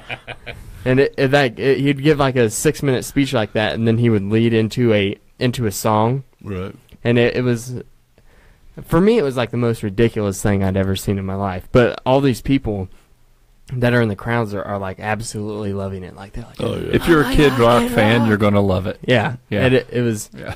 But I'm sitting here like it's hilarious to me watching it. And then he comes out this week and he's like, in an interview, and they start asking him about his possible Senate race, and he's like, no, he's like, F no, like, I'm not doing that. And I'm like, what the heck? You've been given like these speeches talking about how you're gonna run, and he's been selling bumper stickers, he's been selling T-shirts, he's been fundraising on his website. The article I read about it, he basically told his guys, there's no way I'm doing this, but let's run with it. Let's have fun with it. Right. Let's see. Let's take it so far. He already had a tour planned for next year. Like it was obvious that it wasn't going to happen, but at the same time, like I'm thinking, he's like, this guy's really doing it. Like we're going to have. I had wondered. Yeah, we're going to be in a place in American politics where Donald Trump, the star of. Well, the WWE wrestler at one point. Yeah. Is president, and then freaking Kid Rock is a senator, and Al Franken, by the way. Yeah. I mean, well, of course, well spoken. To Dakota, Al Franken's always been a senator. He doesn't know that he has a history on SNL. Jesse Ventura and Arnold Schwarzenegger kind of led the way. Yeah. Yeah. Well, that brings me back to Reagan. That brings me back to another point. That was during the 2016 election when I can't think of that dude's name now. That he's the older guy, got the beard, and he wears the boot hat. Do you know who I'm talking about? Yeah, I can picture him right now. Yeah, there's a famous picture of Rex Bell with him. I don't know his name now. No, but there was an interview with him, and and they were talking about. Well, you kind of introduced. Somebody will answer it for us in the chat. Yeah, and they started talking to him, and if you don't know who I'm talking about, then he's an older guy with a great Vermin Supreme. Yeah, Vermin Supreme. That's right.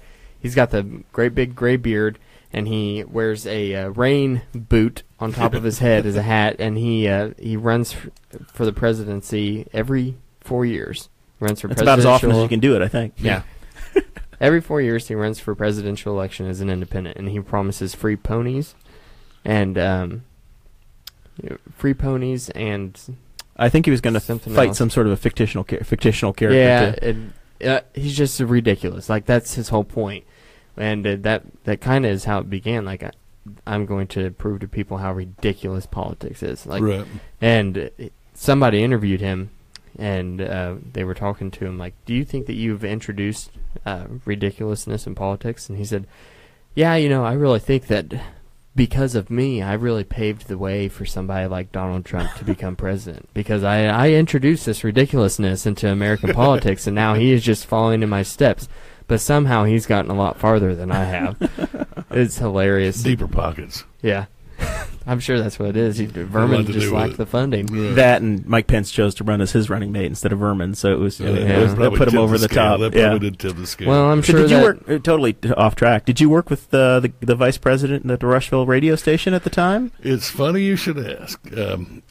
Mike Pence and I've known Mike. I don't know if he remembers me or not. He probably does. In fact, I'm sure he does. Whether he'd admit it or not might be a different story. But since the very first time he ran against Phil Sharp. For Yeah, in the Congress. late 80s. Right. And the folks who own the radio station down in Rushville were about as dyed-in-the-wool, flag-waving, card-carrying Republican as you can possibly get.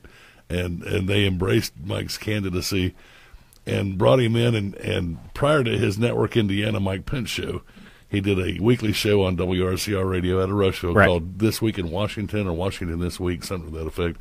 Oh. And he and Sharon Dysinger, who was the wife of the station owner, spent an hour or 90 minutes. He'd basically bring in newspaper articles that he'd clipped and made little notes in the margins, and it was news and commentary featuring Mike and Sharon. That's a lot like this show, Kevin. Well, yeah, Very not much so. terribly dissimilar. Maybe I'll be vice president one day. Well, you never know. Well, Mike Pence wouldn't drink on camera. Well, you know what? I'm sure of that. Yeah, I'll just run as Vermin Supreme's running mate. So I've known problem. Mike a long time, and actually I went over to the coffee house over near Richmond, a big underground railroad that Levi Coffin. yeah, the Coffin House. Yes. There you go. And he showed up, and as it happened, he happened to pull up very close to where I was standing, and as he got out, I said, "Mike Pence." He looked at me and goes, "Mr. Green." So he does remember me. There you go. For Mr. what that's Green. worth. I know, right? I thought that was my dad's name. Oh, man. Well, so the My guy... claim to fame. That's, But there I you knew, go. I knew Mike One of the back things I when. want to talk about, though, with Kid Rock, could he do you guys think he stood a chance in this race? Given today's political climate, I think almost anything's possible. Yeah, I mean, I'm sitting here thinking about it as I'm writing these show notes today, and I'm thinking, none of the real libertarians up there are going to vote for James Weeks, obviously. I tried to talk Christy Avery into moving up there and establishing residency in Coldwater, and she refused. So good luck, libertarians in Michigan. I can't help you. No, none of them are going to vote for him, so he's probably going to get a lot of those votes, right? And then he could absolutely fund a campaign. Like, Oh, sure. he could absolutely do it. And, he's just watching these videos of the speeches, like he had the momentum to where if he had dropped the corniness, of the rhymes and the music playing in the background. And maybe stop making ponchos out of the American flag. Yeah, They'd yeah, probably doing notice that, that, and he's dropping the F-bomb in his speeches and stuff. But if he had dropped that, then I really think that he could have carried a lot of momentum.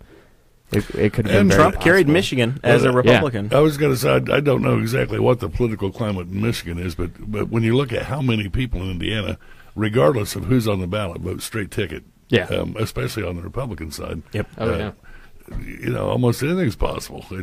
I remember a fellow back when Evan Bayh was governor, and think what you will about Evan Bayh's governorship, but at the time... He was a great guy when he lived in Indiana. Well, I don't disagree. And he came rolling into the Rushville Republican office one day just completely unannounced and unaccompanied. He just came walking through the door one day and said, driving by and noticed the newspaper sign out front, thought I'd stop in and see how everybody's doing. Compare that to Frank O'Bannon, who was also a nice guy. But like 2 big refrigerators in suits showed up about a half an hour before he did, and looked under desks and in the trash cans and in the closets, and like we were a big because high you're security expecting the risk. governor to come in and be you're going to be a problem. And it was a big deal, and never mind, just kind of rolled in. Was he the governor at the time, or Secretary of State or something? Actually, he was in the Senate at that time. Oh, okay, all right. Yeah, he was. This is already much later. kind of a big deal, but the point I was going to make was that I don't even remember what the point was now. Evan Bayh's a good guy. That's okay. It happens all the time. You just have to make it up do as you go on. remember. The straight ticket thing. Yes. Oh, yeah. This guy and I spent, I bet, every bit of 15 minutes talking about what a good job we both thought Evan Bayh was doing across the board. I mean, we talked about the economy and roads and education and jobs and on and on. And then he goes, "Yep, just too bad he's got a D in front of his name, or I'd vote for him." And like, "You're kidding me, you're not going to vote for him?" He goes, "No, he's a Democrat, and I'm a Republican." I said, "You just spent 15 minutes talking about what a great job he's doing. Who cares if he's a Democrat or a Republican?" He goes, "Well, I care." Well, as I'm like, right there might be part of the problem. Yeah, we saw that a lot when I worked at the barbershop in Muncie. Right. Years and years in Muncie, south side of Muncie. strong Democrat union town. Same story, but the other way around. Right. Yep. We would sit in the shop, talk, agree on just about every single topic.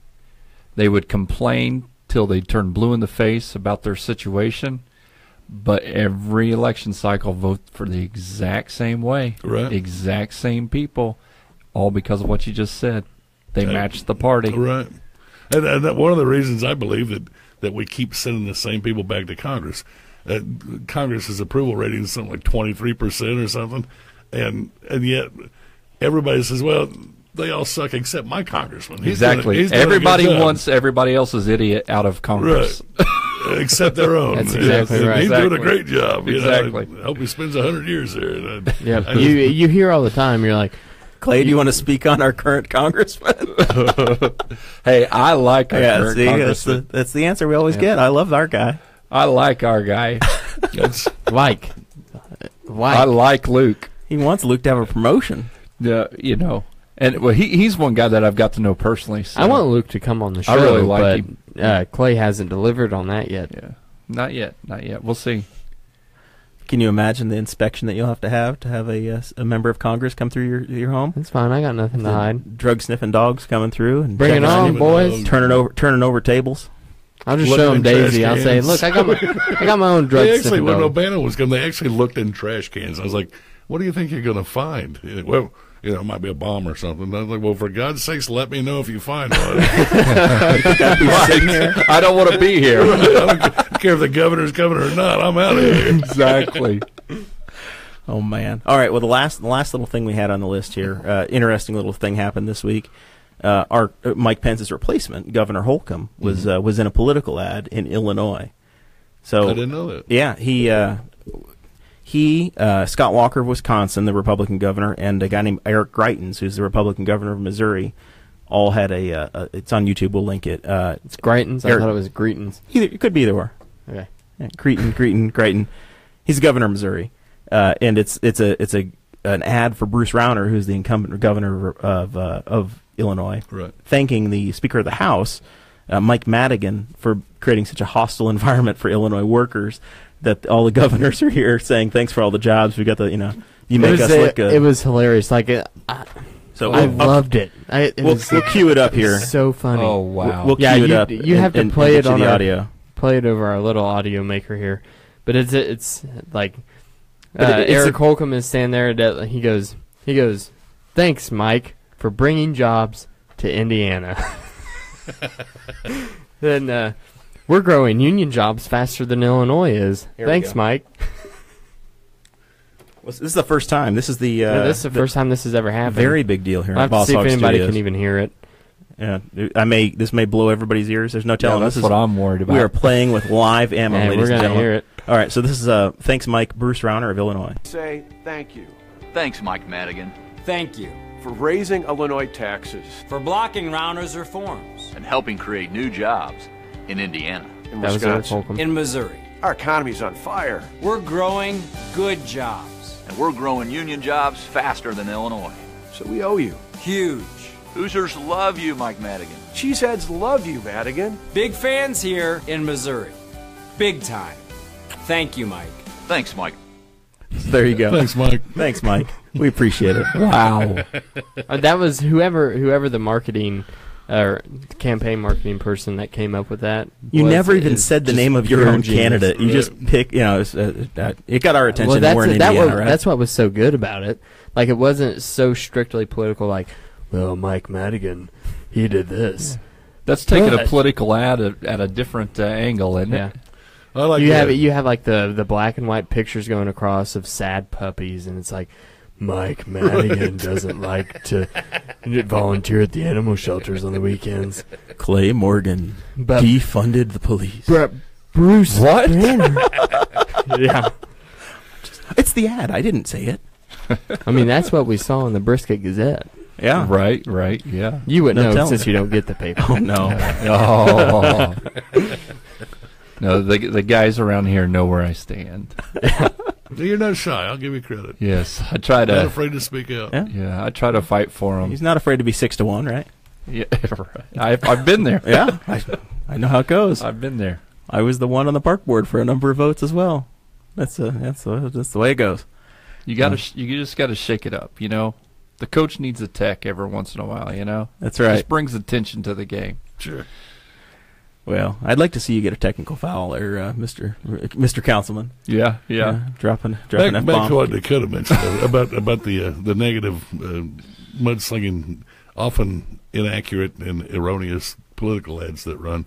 I am generally enough of a libertarian at heart that I think the less government, the better. But I think a little truth in advertising would not be a bad thing. Yeah. And if One I'm not time mistaken, when Evan By was 3 years old, he pulled the whiskers out on his his pet cat.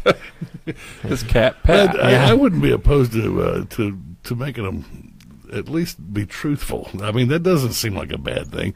There used Doesn't to be, seem like such a far reach, does right. it? I mean, there used to be legislation in place that I think disappeared during the Reagan years that basically said you had to give equal time and you had to be truthful and accurate, and you had to be able to back up your claims with facts, objective, verifiable facts. You remember those? Yeah, well, we use them here I at think Boss they're a Hog of beautiful- Liberty they're a with beautiful Jeremiah thing Morrell, as far Dakota as I'm Davis, concerned. Clay Morgan, and of course Kevin Green of the Courier-Times, who has to. Everything is first-hand sourced, or you get two sources for everything you do. I'm sure, because you actually do use facts in your job. I do my best to make Yeah. sure that I verified anything that I put in the story, Yeah. down to the names. I mean, one of the funniest things that people get quirky about names, spellings. And I used to tell reporters, I don't care if the guy's name is John Smith. I want you to verify how he spells John and how he spells Smith, because you really don't know. I mean, you think you know. And try as you might, once in a while you still get something wrong. Yeah, the way and it goes. and then that one John Smith comes along, and it's a Jon. Right. You never know. Or Smith with an extra I in it or something. Yep. I mean, Smith parents used to go buy books that were like baby names. And there was one way to spell Tammy, Tammy. And now there's Tami, Tammi. Yeah, you can tell that to my sister Bailey, Baleigh. It's a perfect example. And I think they quit buying the book. So that now they're just It's making the it up. books, I'm sure. Back it is. before Webster published his first dictionary, people spelled words any way they wanted to spell them. and then Webster says, we ought to kind of codify this so that everybody's on the same page. I think that was a great idea, personally. But it's not, it's not the way we play names anymore. Well, the one advantage you have now in the day job is you can jump on Facebook and try to find them and look them up that way, right? You use that has to been find some names? Tremendously helpful tool in trying to get a hold of people and track people down, because so many folks have gone to cell phones And they're not in the phone that book. don't show up in the phone book. Yeah. I've never been in the phone book in my life It's and never will be. impossible to find people's numbers anymore. And thank God for Facebook, because it seems like 9 people out of 10 are on Facebook, and you can track them down if you spend enough time looking. I mean, John Smith, there are probably like 8 million John Smiths on Facebook. Start looking at Dakota and hope he knows the John Smith and search for the mutual friend. Exactly. Yeah. Exactly. It's the way it But goes. It's been very helpful, actually. We get a hold of a lot of people through Facebook. All right, so we're at the end of our program time here, Kevin. What we usually do is do final thoughts, give everybody a chance to pitch anything they want to pitch. The DJ business, the paper, whatever you're working on, a cool story you might want to pitch. anything like that? It's your final thoughts to get something in, or if there's something you wanted to talk about and we hadn't got to it, it's, I the floor is yours. Appreciate the opportunity. I think what you guys are doing here is great. Any way to get information out to folks and give them something to think about and something to talk about is always a good thing. I appreciate the fact you've allowed me to plug my DJ business. I'm on Facebook, DJ Kevin Green. Just look me up.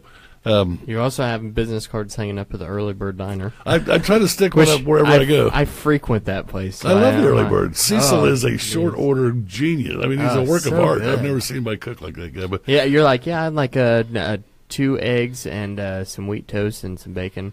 And he's like, okay, here it is. 30 seconds or less. You've got got I it. saw him feed a table of 8 the other day in less than 3 minutes. I think it's amazing. But I will mention the city council had a committee.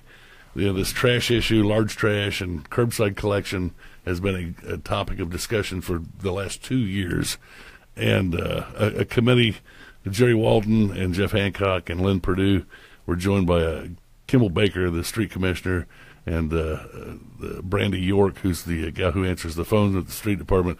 2 or 3 of the guys who actually drive the trash trucks and were there in the audience and That's were good. allowed I'm to glad speak they out. included him. Oh, yeah. Everybody got a chance to kind of weigh in. And without giving away too much of the story, if the entire council embraces the changes that were recommended out of that committee meeting Wednesday night, there are big changes coming in the way Newcastle picks up big trash. The concern being that people set households of junk out at the curb and it sits there for a week at a time. So did you attend the meeting on Wednesday? Oh, absolutely. Yeah. I'm on the city council like a wet blanket. Yeah, I knew it was open to the public. I knew originally they didn't want to make the committee meeting open to the public. Right. Yeah, and then Copenhagen decided that was that was a bad idea. Right. He just reminded them that you can't do that. You have to have a public meeting. But that'll be on tomorrow's front page. Unfortunately, our deadlines are such that a Wednesday night meeting can't make Thursday's paper. That's the way it goes. And it's just the way it goes. So I would encourage, particularly Newcastle residents who have a stake in this, to be sure to pick up a copy, read your neighbors, look it up online. You actually get 5 free visits to the Courier-Times website a month. So even if you're not a subscriber, if there's something of particular interest, I used all those up. That's why I had to start subscribing. That's the way it goes. He's like a it. newspaper dealer, man. You get your taste, and then you got to go pay for it. Absolutely. Give me some more of that. I That's think so good. That's going to be a big story. And frankly, and I'm not going to make any friends here, but as an outsider looking in, I'm not from Newcastle. I don't live here now. I didn't grow up here. This community has it unbelievably well. The city will come by and just haul off all your crap and not charge you for it. Nobody does that. Down in Rushville, they provide a central collection site 8 a.m. to noon on Saturdays. And it's $25 a pickup truck load to take stuff down there and dump it. If you set anything that won't fit in your trash tote out at the curbside, anything, including a bag of trash, they leave a little door hanger that says you got 24 hours to get that crap off our curb or we're going to fine you $100. And they do. Yeah. I mean, they come back and they give it to you for $100. I was totally against them doing away with this at first. Right. Very adamantly against it until we got to talking. I got to thinking. I got to looking at what other towns did. Right. And 16 tons of large trash at $150,000 last year. Yeah, and see, that totally changed my opinion because that's it's trash. like what we talked about. This is going to open up a whole new market for people to post, especially I tell people all the time there's never been a better time for a free market to flourish than absolutely. the 21st century with the internet, with everything that we have, all the constant communication that we can be in with people. If you got something you want picked up, so you put it on Facebook, and some guy, you have 3 different offers by sundown to pick it up the next day. Yep. And it'll be gone. I'll pick it up for $10, buddy. There you go. It's amazing too what people get used to. Right. They expect. Yep. And so what I mean by that is I grew up in the country.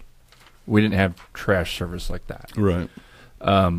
So then I moved to the city, and your regular kitchen trash was nice to have it picked up. Sure. Thought that was a great benefit. Right. But I never even thought about setting my couch, an old bed, an old dresser. Oh yeah, I mean I utilize it. I'd set never my even old couch thought and my about old love that. seat out there. I never told even- I told him I had it. Didn't They even came occur to pick you it that up. was an option. Yeah, I never even thought about doing that. I would take it if I had to get rid of something. I'd You take it to Buster's. I'd Take it like to the dump load it in the yourself. truck and take it to the dump. Well, there was an instance here just a few weeks ago, earlier this summer.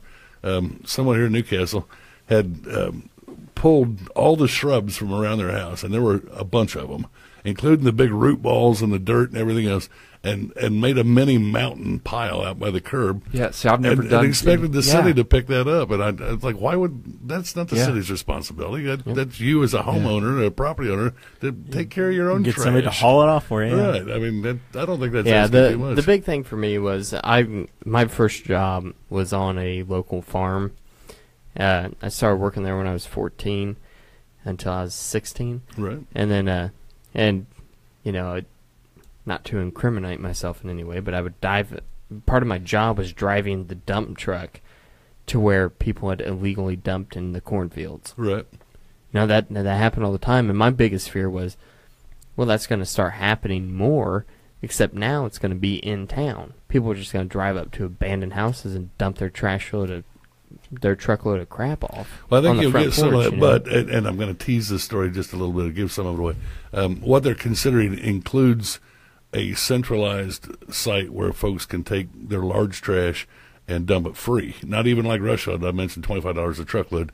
They're still going to keep it a free service because they don't want people dumping it at I think abandoned that's a houses great and idea, whatnot. and I think that's a happy medium I- that people can agree with. But But the only thing is, are they going to take it off of my city bill? Now, when you say if the entire council, are you talking unanimous? Do they or do Just if take a if they majority vote. accept, Just a yeah, majority if they vote. accept Okay. the Yeah, proposal yeah, from yeah. the committee. And you've got 3 of the councilmen involved in the committee, Right, so there's exactly. 3 out of the 7. So exactly? You just need that one more. Pick up one, Essentially. you can move on. So Aaron Dickin was not on that committee. He did not serve on that committee. He's been known to be kind of, get under people's skin.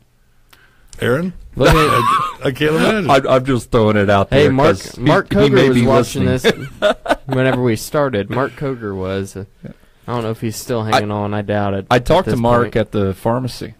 Oh, really? Yeah, and I asked him. I said, "Hey, when are you gonna make your Boss Hog of Liberty appearance?" We asked him a couple Yeah. weeks ago. He kind of laughed at me. Aaron's So- kind of a natural. He does his own little Yeah. FaceTime yeah. live broadcast. Aaron was fun to have. Aaron was a good We had him on a couple weeks That's ago.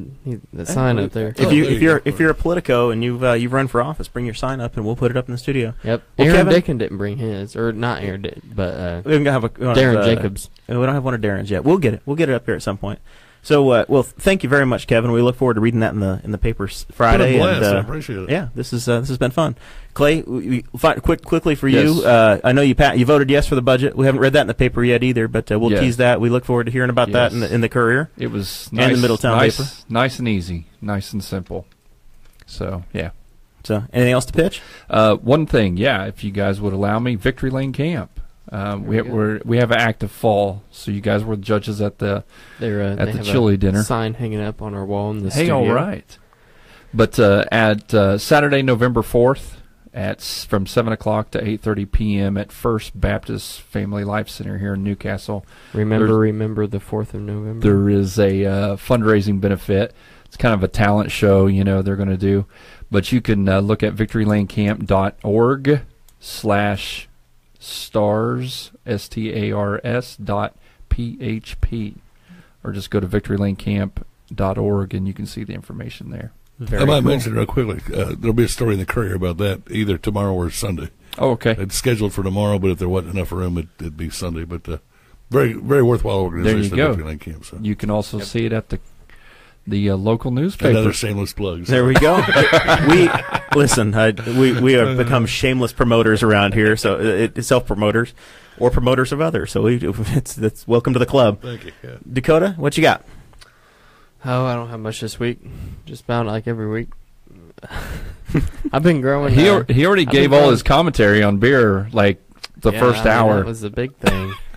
That's all I really had prepared was the beer talk. And It's the hell, beer. at this point, it's over. Huh? Yeah, and I will plug this. I had some really cheap. I have backwoods cigars, or what I take down to the campground, and I had some that were probably from June, and they tasted fresh. Like, it was like right out of the package. Like, So now brand he's a new. cigar connoisseur, Soon. too.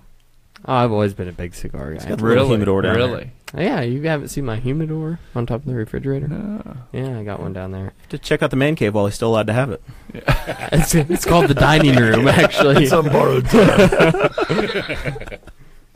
All right. Well, tomorrow night, at least I will be. I assume Dakota's going to come with us and make the trip, but I will be at Three Wise Men in Muncie. The Libertarian Party of Delaware County is having a meetup down there at 6 o'clock, so I'll be there. I know Brantley Spice will be there. Sarah's coming down. Have they been organized yet? This is kind of a meetup to get the folks that are interested together. So if you're a listener to the show and you're in the area, you want to have a beer with us, or you got ties to Delaware County in any way, come on by and eat some pizza.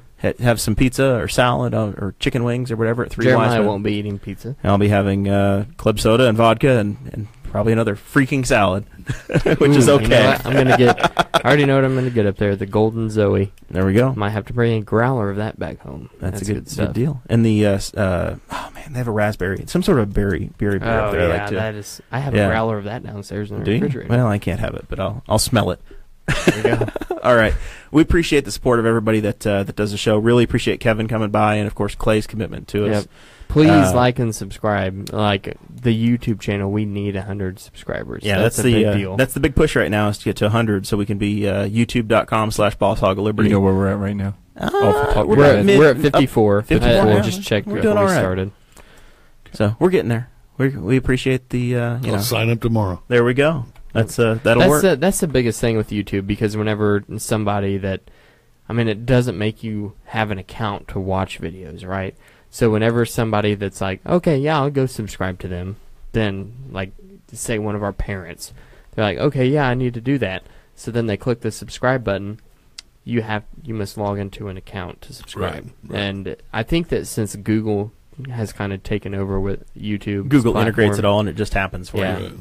It's So- made it better. Well, that's how we grow. The show grows by people liking, sharing, supporting. If you go in, rate us 5 stars on Facebook or on iTunes, of course. 75% of the listens are on iTunes. Even though I don't carry an Apple, I don't listen on the iTunes or whatever on the Apple stuff. That drives the majority of podcast traffic. It's almost all on iTunes. So that's the main show. But of course, we've added the video, and we're on YouTube, we're on Facebook. So any way you consume it, we appreciate it, and we'll see you all next week. I think we've got Americans for Prosperity scheduled next week. So that's your next Next week. next show. You can all look forward to that. And Yeah, that'll be interesting. It'll be tax talk. Everybody have fun with that. Exactly. We'll see y'all next week. It's a great show.